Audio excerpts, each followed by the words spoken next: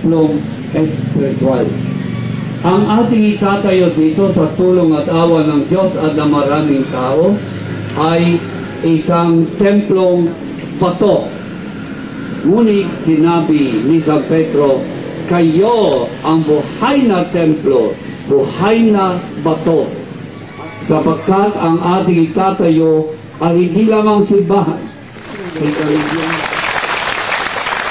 So, ang magandang plano ito, ilalagyan natin dito sa buhay na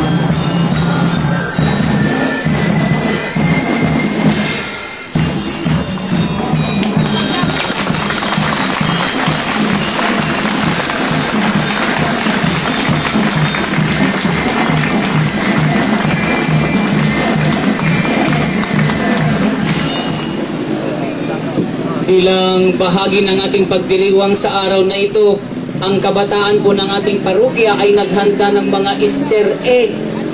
Sila po ay nakatago sa ating doon sa simbahan. Kaya ang bawat itlog po ay may kaukulang premyo.